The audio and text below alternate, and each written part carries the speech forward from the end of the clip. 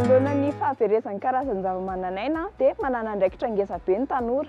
Voalohany indrindra aloha satria ny génération antsika no hizaka ny vokatry ny fanapahan-kevitra izay raisina amin'izao fotoana izao amin'ny fitantanana ny karazany zava-mananaina, ka noho izany isika izay sady maro anisa no tokony hitondra aim-baovao amin'ny fomba fitantanana sy ny fanapahan-kevitra momba ny karazany zava-mananaina.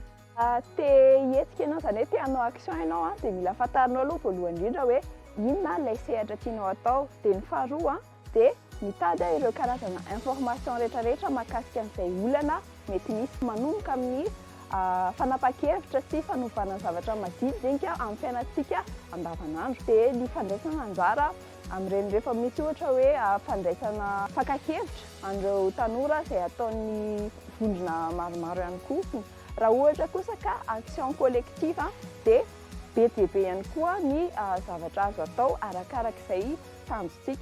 Fa hevitry ny maro mahataka-davitra dia tsara ny tena miditra any anatin'ireny fikambanana misy atsika ireny, dia fampatsahivana ihany hoe ny heure fa heure izao dia efa action collective ngeza be izay afaka ataontsika.